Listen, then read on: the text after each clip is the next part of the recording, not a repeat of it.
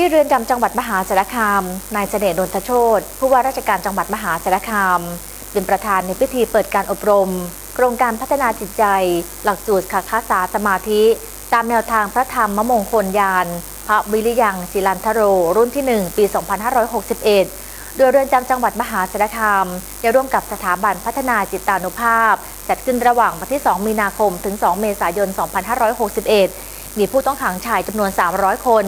ผู้ต้องขังหญิงจำนวน 200 คนเข้ารับการอบรมตามโครงการนางสาววันเพ็ญว่องไวกิตติศิลป์ได้กล่าวว่ากรมราชทัณฑ์มีภารกิจสำคัญ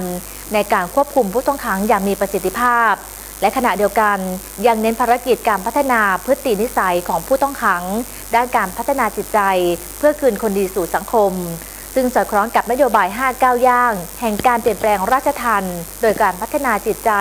ด้วยหลักสูตรขัดขาษาสมาธิถือเป็นการก้าวย่างที่ 4ซึ่งกรมราชทัณฑ์มีนโยบายที่จะให้เรือนจำและทัณฑสถานทั่วประเทศจัดอบรมหลักสูตรดังกล่าวให้กับผู้ต้องขังทุกคนประกอบกับนโยบายของอธิบดีกรมราชทัณฑ์คนปัจจุบันเน้นในเรื่องสอสะอาดจิตใจต้องสะอาดรวมถึงก่อแก้ไขก่อกำลังใจก่อกลับตัวการพัฒนาจิตใจของผู้ต้องขังด้วยหลักสูตรขัดขาษาสมาธิ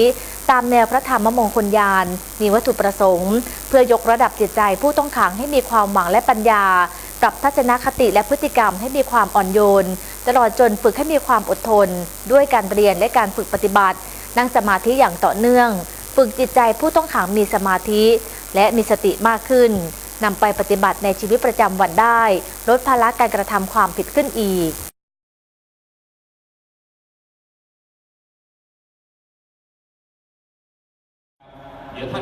ที่โชว์รูมโตโยต้ามหาสารคาม